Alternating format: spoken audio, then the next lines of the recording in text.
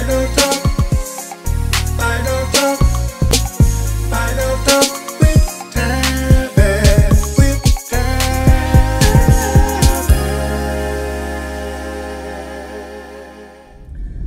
Hey there, everybody, and welcome back to Vinyl Talk with Tavis. And I'm Tavis. It's a beautiful Friday morning. The sun is bright and red right in front of me. Hey, I'm doing this video today because I came across last night, I came across a movie that's streaming right now on Showtime called Hitsville, The Making of Motown. And, you know, it kind of coincides with my purchase of that Motown album, the double set that's it has the gold vinyl. I was wondering why they came out with that particular vinyl at this time, and I don't know how I found it, but I guess I was searching through YouTube or something and came across Hitsville, The Making of Motown, and I'm like, what's this? Because I know about Motown. And I saw that it was streaming on Showtime. So I had a good friend of mine who helped me get it in a very special way. So I watched it last night about midnight. And it's about an hour and 30 minutes tops. It's a great documentary featuring mostly Berry Gordy and Smokey Robinson. I'd highly recommend this documentary. I think that it's worthy of an Oscar. It's worthy of an Oscar because it talks about the beginnings of Motown. You see some very rare footage. You hear audio clips of the meetings that are taking place or that took place when they were trying to figure out which songs to put out. It's amazing that Berry Gordy had such an ear for music, and he had people around him, and they would have debates, and I would say not mean arguments, but they would argue about which song should be the first song to be put out on the radio. So you hear that at the beginning. That's a great introduction, because I was like, what's going on here? And you hear Berry Gordy saying, okay, should we put out this song now? Who likes it? Who thinks it's going to be a hit? And there are people who would say, no, that's not going to be a hit. And someone would say, yes, this is going to be a hit. And Berry Gordy said, well, we're going to go ahead and put it out because I think it's going to be a hit. And sure enough, it was a hit. Now, you have to watch the show. I highly recommend it. So it starts out with the audio of a meeting that they're having. And Berry Gordy speaks very fervently about the importance of high quality music.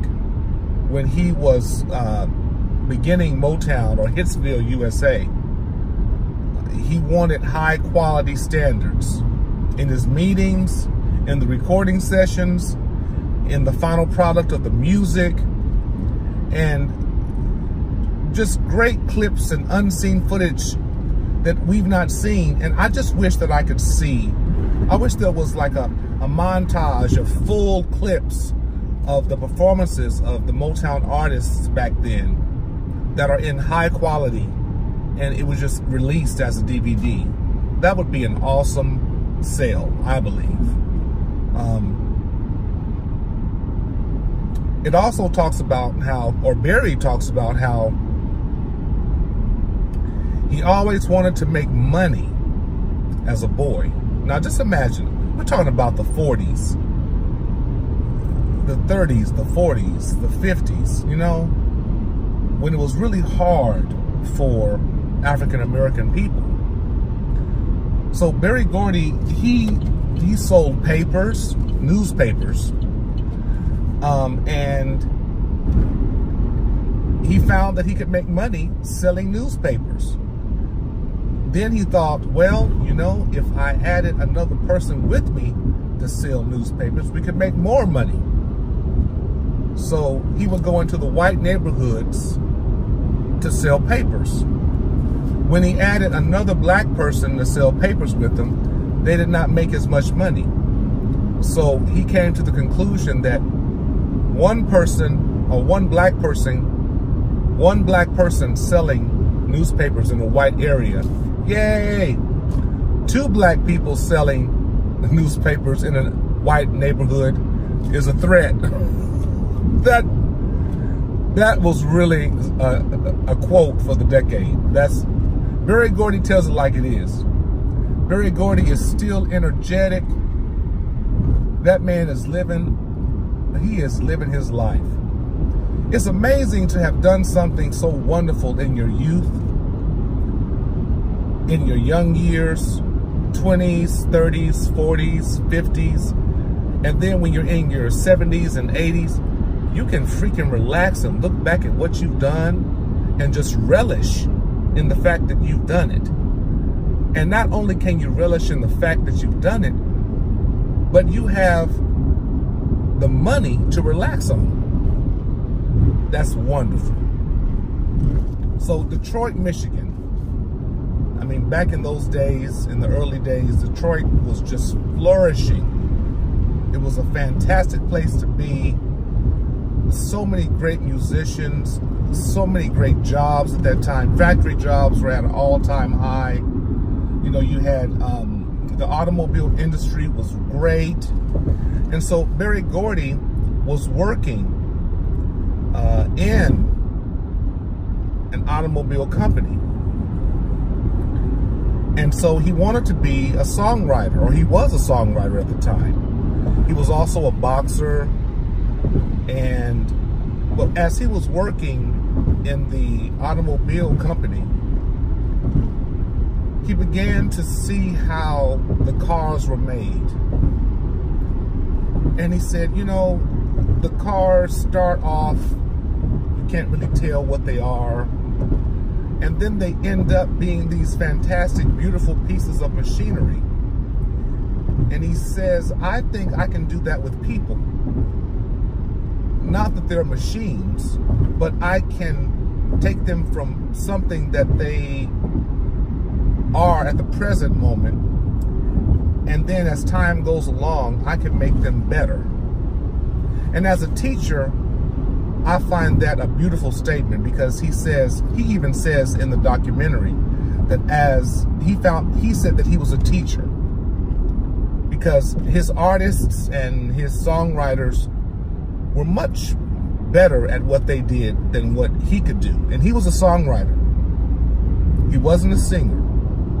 But he said, I found myself to be a teacher, and as a teacher, our job is to bring out the best of the people that we are teaching. To bring out the best. To find what they have that makes them who they are, if you will, and tap into that and show them that they have a talent that they probably don't even realize they have. And then the rest is history. Then that person can use that talent once they gain that confidence and live their lives and have a career. That really hit home for me. So again, Berry Gordy was a shoe shine boy. He was trying to be a boxer, and he was a songwriter, and he worked as an automobile worker, and he had this idea to make a company. Now his family was, to me it seems like his family was well-to-do. His family owned businesses, and so therefore he could borrow money from his family to start a company. And he decided to, you know, write songs and start this little company. And he wanted to make his songs available to Jackie Wilson, who was really popular at the time. So he goes into sell some music to Jackie Wilson, or to at least convince these people in the Jackie Wilson camp that he could write music for Jackie Wilson. And he did. He wrote the song Reet Petite that Jackie Wilson sung. A very famous song, Reet Petite. So as he's in this room, Smokey Robinson and his group at the time comes in to perform for Jackie Wilson's company or area, or for Jackie Wilson, and Berry Gordy happens to be there. And they turned down Smokey Robinson. Man, it's amazing. Jackie Wilson's company turns down Smokey Robinson, but Berry Gordy sees something in Smokey Robinson, and he stops him and says, "Yo, man, do you have any more music?" And Smokey Robinson has this whole notebook of music. He said, "You talk, you think I don't have no music, And he begins to play and show Berry Gordy all this music that he has. Berry Gordy is completely convinced that Smokey Robinson is a great singer and songwriter. And if you all know Smokey Robinson, the man still looks good today. I mean, I don't know what he's drinking, I don't know what he's taking, but that man still looks good today. Or he has a great makeup artist. Whatever the case may be, Smokey Robinson is doing well. Thank God. And so him and Berry Gordy formed this wonderful relationship. And so Berry Gordy gets Smokey Robinson, to record some songs, and Motown had not been established yet. They're using other companies to produce their records. And when they receive some money from the records that they produced, it's like, look, I think they say $3 or something like that. And Smokey tells Berry, "Man, if this is all the money we gonna make from working with other companies, you should make your own company." Did you hear what I said? Now this is what Smokey says. And Berry Gordy is right there with him. They're still great close friends today. The camaraderie between those two is just phenomenal. And Berry Gordy, at the words of Smokey saying, "Make your own company," Berry Gordy does. He borrows money from his sisters or his family. He gets this house or something, and he turns it into a studio. And that's how it begins. So Smokey Robinson is a big part of Motown. He is one of the first, if not the first songwriters, along with Berry, to get artists in and write songs for them. Oh, y'all need to see this documentary. It is just, I've watched it twice. I watched it last night, then I watched it this morning as I was getting ready for work. I'm just overtaken. And the more time evolves, the more I'm just floored and just taken aback by the story of Motown. The time in which they created that business and that music industry, and how it brought out great, wonderful hits. It's priceless. There will never be another Motown. And we can say that about everything. There'll never be another Motown like it was. Never. So, the documentary goes further, and one thing about Berry Gordy, you know, he would hear a song and say, it can be better. Something's missing. He had that about him. He wasn't a singer like I mentioned earlier, but he knew what could sell at the time. And so he would tell the people, no, it's not going to work. You need something better. And the one thing that made Motown different was its sound, which really came from the echo chambers of the bathroom.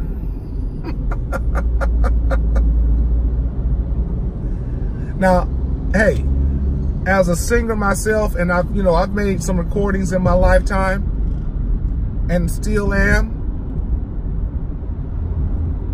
I have used the bathroom in many of my songs because I didn't have a professional studio, but the bathroom had this echo sound.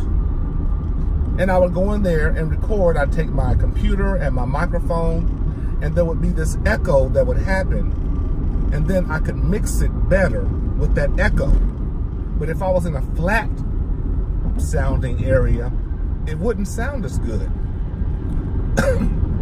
So if you listen to my song that's called Good Feeling from my Unity CD, you can go on Spotify or any place and listen to Good Feeling.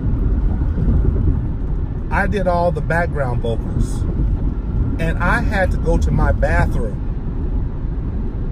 to record those vocals because there was a sound I was looking for that I couldn't get anyplace else within my home. So I went to the closet, it wasn't working. And I had recorded like six vocals, 6 harmonies. Soprano, alto, tenor, bass. Then I used a high bass and a higher alto. For some reason, I wanted just good background vocals. And when I went to my bathroom and recorded it, it sounded perfect. And all I needed to do was do one good take. And then I could mix it and play it over and over again within the section of the song that it was needed. That's how we do it. If you do one good take, that's all you need. And that's what I did. So Berry Gordy used the bathroom to get that certain sound that they needed. That echo, that reverb, if you will. Reverb.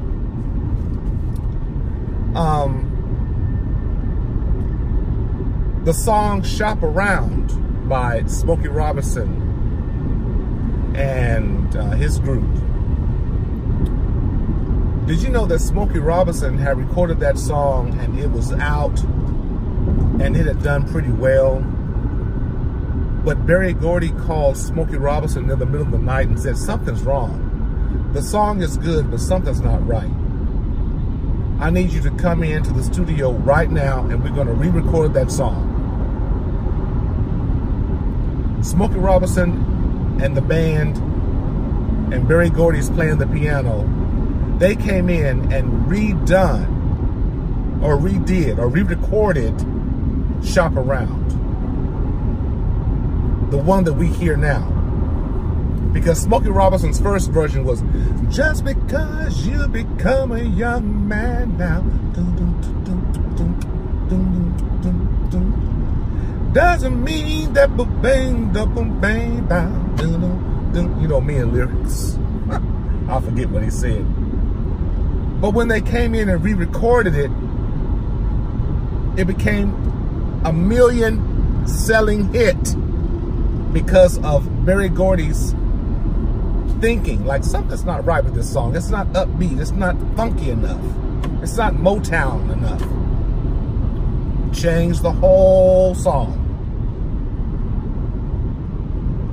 Berry and Smokey have such a great relationship. Such a good relationship. Now, if I sing this song, you'll know it. And I'm not gonna keep this video long. I just want you to go see this. I need you to go find this documentary. Find it someplace. It is worthy to watch. Listen to this. What is this song? dum dum dum dum dum dum dum dum dum dum dum dum dum dum. That's the bass to My Girl. Now, Smokey Robinson just had that at the beginning. And one of the guitarists from the Funk Brothers, the group that really did a lot of the music for the artists, he was walking around with his guitar, and when someone was playing dum dum dum dum dum dum dum dum, then this guitarist was just like, just playing around. He said, he played dum dum dum dum dum dum dum dum dum dum dum, and he said, I'm just playing around, man. I didn't know. Smokey said, what? That's a great, we gonna keep that. See how things can just happen? And then Paul Reiser, who was part of Motown, he was like 18 or 19 when he joined Motown. He just graduated high school. He was classically trained. Now back then, if you were in school, you were just invaded with music instruction. You were invaded with music opportunities. They would go to see orchestras and symphonies play, or they would see orchestras play symphonies. And Paul Reiser thought that R&B music was just nothing. He didn't like it. He liked classical music. So Paul Reiser was part of Motown, in which he would add the string element to the songs because of his education in music of strings. He was also a trombone player. Paul Reiser adds the strings to My Girl, and it completely changes the song. Imagine My Girl without the strings and those trumpets. Dun-dun-dun, dun-dun-dun. Well, I guess you say, what can make me feel this way? My girl. Dun, dun, dun, dun. Bum, bum. Dun, dun, dun, dun. Those strings and the trumpets, Paul Reiser. Berry Gordy, he was a master. He is a master. He needs to get his props. And that's why I believe they came out with that gold vinyl limited edition version of Motown #1s to help promote this documentary. And I have this documentary. I've downloaded it. My friend helped me do it. I have it. It's worthy. If you don't know about it, go to Showtime. If you have Showtime, and stream it. It's available now. Highly recommend it. Highly recommend it. It even talks about Diana Ross and the Supremes, and how Berry Gordy had a relationship with Diana Ross. It gets a little juicy. Y'all, you've got to watch it. And this is 24 minutes. I didn't want it to be this long. And I'm on my way to work.